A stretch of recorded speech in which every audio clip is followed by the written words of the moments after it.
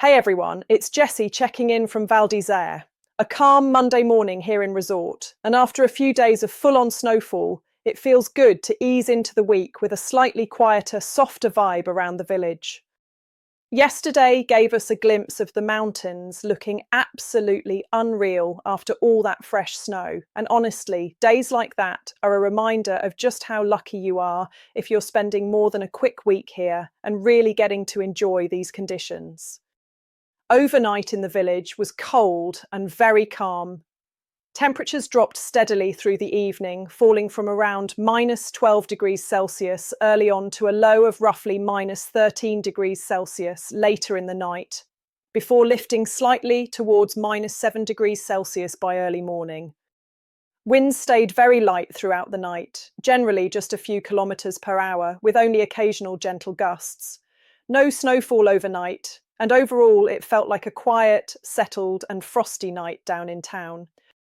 Looking at the forecast for today down in the village at 1850 metres, it stays mostly cloudy through the morning with some breaks later on, but the sun itself is unlikely to properly show.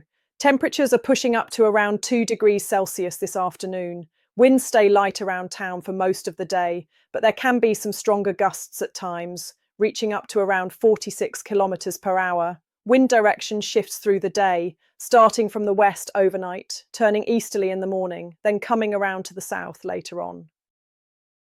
Up on Bellevarde, conditions are a bit cooler and more exposed. Temperatures at the top are peaking around minus 3 degrees Celsius. Cloud cover is similar to the village, mostly cloudy with some breaks later on, but again, no real sunshine expected. Winds remain fairly light overall, though gusts can still reach around 45 kilometres per hour, which will be noticeable on the ridges.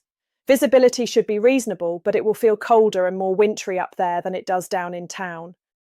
If you're heading out tonight, Monday has a proper après and evening feel lined up. At the Black Sheep, Car Thief Disco is back behind the decks from 9 o'clock. When he plays, the energy in that room is something else, and after fresh snow and great conditions underfoot, it's a perfect way to roll straight from the mountain into the night. Over at Blue Note, it's their Monday double pool competition. It kicks off from 9 o'clock, with €5 per player and a maximum of 16 teams.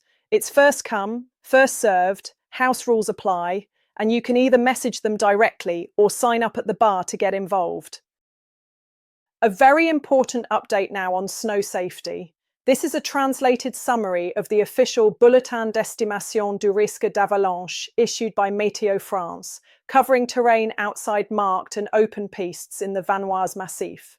Please make sure you check the full official report using the link in the video description before heading out.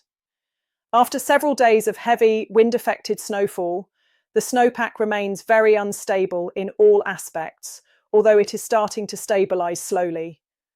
The overall avalanche risk today is high above 1,700 metres, with a marked risk below that level. Above around 2,200 metres, there are thick wind slabs resting on persistent weak layers. These slabs are still triggerable by a single skier, and sometimes even from a distance. Avalanches here can be medium to large in size, and in some cases very large, with fracture depths reaching well over a metre. Below that altitude, wind slabs are still present, often looking deceptively soft and powdery, particularly on north and east facing slopes.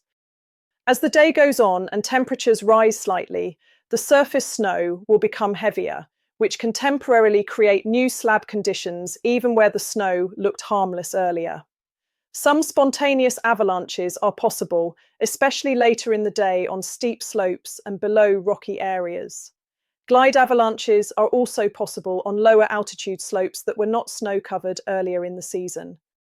If you're planning to explore the mountains this season, remember, off-piste skiing is dangerous. Always take a qualified guide and never go off-piste without a transceiver, shovel and probe. And most importantly, know how to use them and practice regularly. This weekend has been labelled a black weekend in Savoie, with 5 people tragically losing their lives in avalanches over the past 2 days.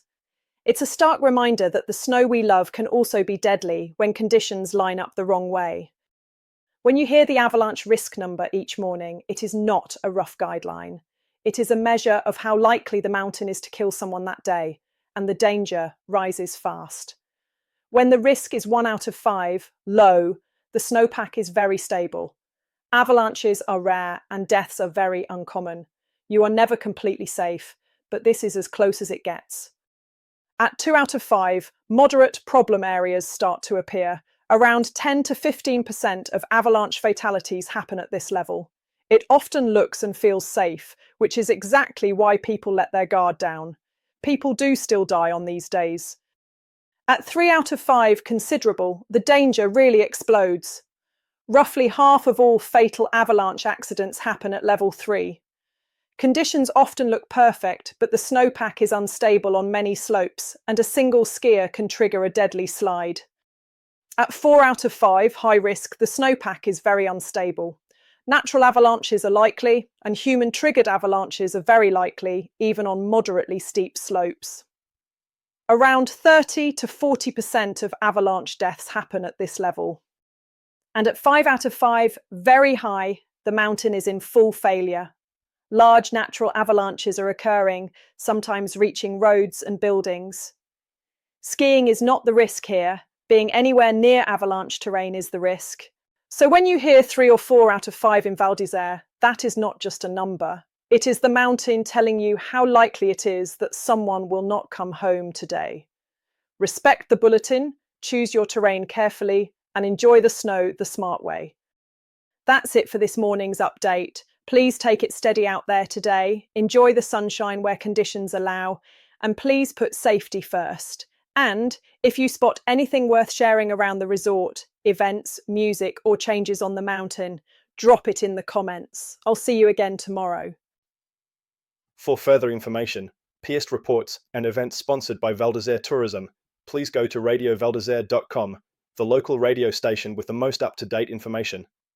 Forecast information provided by medioblue.com, infoclimat.fr and meteofrance.fr. Conditions in the Alps can change quickly, so always check before heading out. Webcam pictures courtesy of the official Val d'Isère website valdeisere.com.